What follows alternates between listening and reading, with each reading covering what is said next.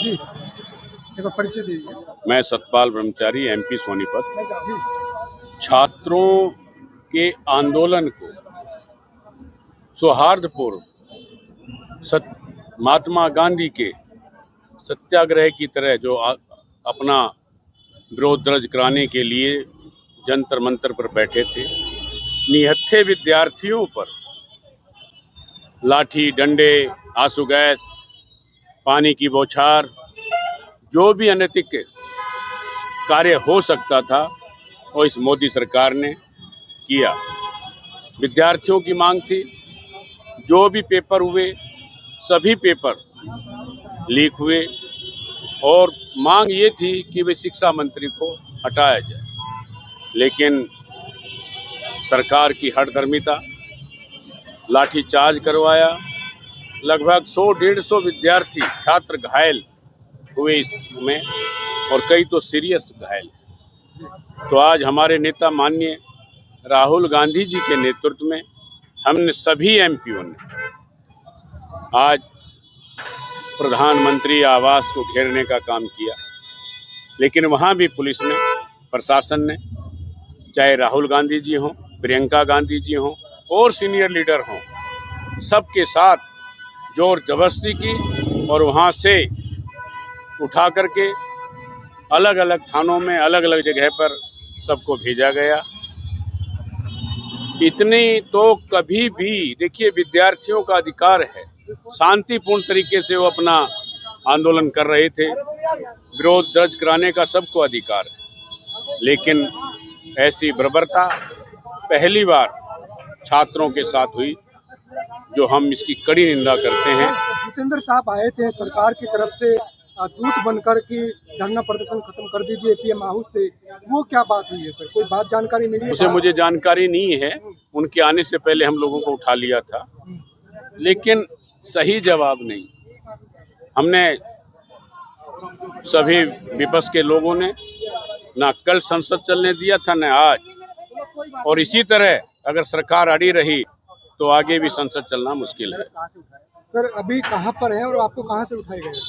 हम प्रधानमंत्री आवास से उठाया था और सभी हमारी तरह, जैसे हम 10-15 लोग 15 लोग यहाँ पर हैं, 15 कहीं हैं, 15 कहीं हैं, कई एमपी हमारे साथ हैं जो अंदर बैठे हैं। क्या क्या नाम है सर उनके नाम के सुरेश है, कई सुरेश हैं, साउथ के 3-4 लोग और हैं, कई एमएलए भी हैं, कई संगठन के बड़े नेता भी हैं।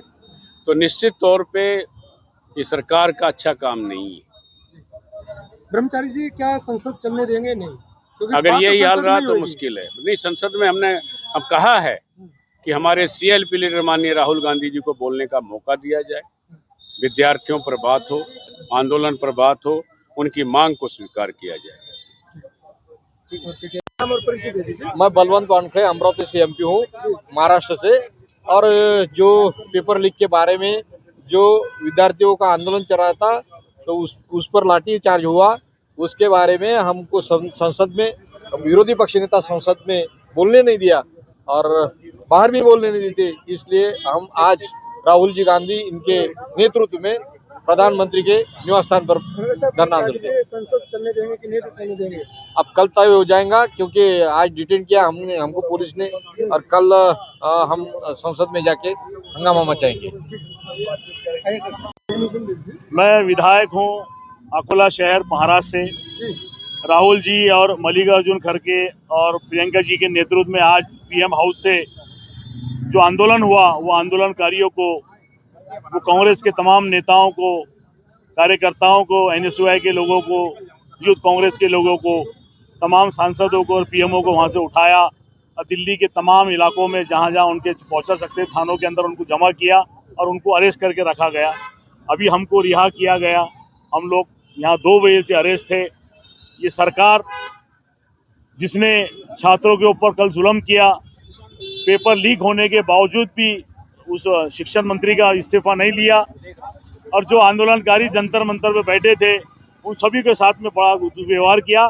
उसी के देखते हुए राहुल गांधी ने आज आवाज़ उठाई, हमारे नेता ने, इस देश के विपक्ष के नेता ने आवाज़ उठाई कि जो छात्रों के साथ में बर्बरता की गई, जिनके खिलाफ में आवाज़ उठाने के लिए उनको सजाएं दी गई, उनको मारा गया, तो इस देश के अंदर जो मगरूर सरकार है नरेंद्र मोदी की, उसको होश में आना चाहिए कि आप छात्रों के साथ में जुल्म नहीं कर सकते, बेरोजगारों को रोजगार देना होगा। अब यहाँ का युवा आपसे सवाल कर रहा है, उसका सवाल का आपको जवाब देना होगा। उसके सवाल के एवज में आप उस पर लाठी चलाएंगे, ऐसा नहीं चलेगा। हमें फख्र है कि आज हमारे नेता ने पूरे देश में आवाज उठाई और आंदोलन किया, और राहुल गांधी को जिस तरह घसीट के लेकर गया, उनके नाक से खून जा रहा था। मुझे इंदिरा जी के वो शब्द याद आ गए जब इंदिरा जी ने कहा था कि मेरा एक एक खून का कतरा इस देश के लिए ताकत बनेगा। वही खून का कतरा राहुल जी के जिस्म में जाकर आज वापिस वो आंदोलन हुआ, और राहुल जी ने अपना खून बहा।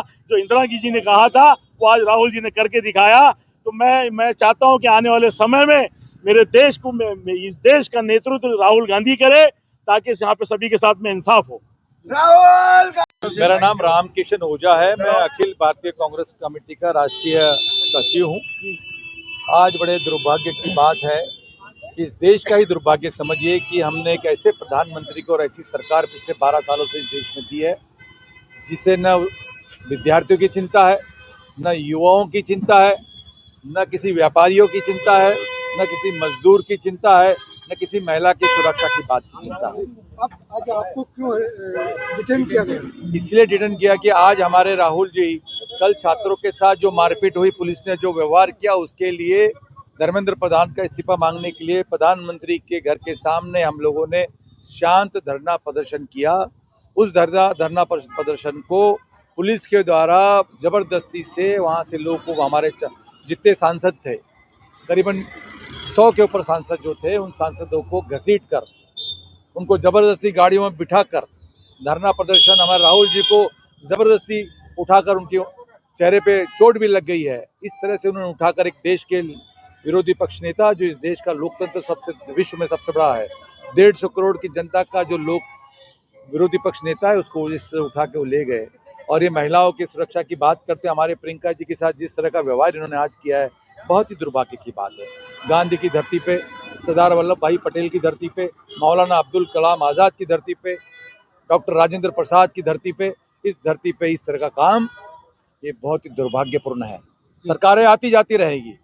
लोकतंत्र में संविधान के मार्ग पर सरकारें चलती है, किसी की तानाशाही से नहीं चलती, किसी के मूड से नहीं चलती, किसी के जिद से नहीं चलती। ये सरकार लोकतंत्र के भरोसे चलनी चाहिए। और सारे लोग जो यहाँ इस देश में, डॉक्टर बाबा साहब आम्बेडकर ने एक संविधान में एक वोट का अधिकार दिया है, उस वोट के अधिकार पर उनको चुन के दिया गया है। वो कभी भी उस वोट के अधिकार का, लोगों की सुरक्षा, महिलाओं की सुरक्षा, हमारे लाखों विद्यार्थी आज रोडों पे, सड़कों पे घूम रहे हैं।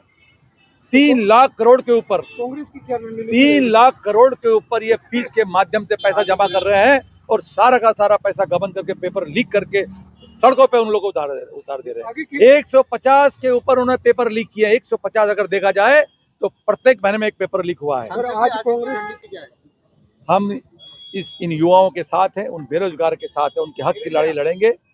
महात्मा गांधी ने इस देश को आजाद किया है, और राहुल गांधी इन युवाओं की लड़ाई इस देश में लड़ेंगे, और इस देश में तानाशाही मुक्त शासन इस देश में फिर से आएगा, और सारे बच्चों को, सारे युवाओं को, महिलाओं को सुरक्षा मिलेगी, और युवाओं को नौकरी मिलेगी, और कभी भी संविधान के खिलाफ कोई काम नहीं होगा।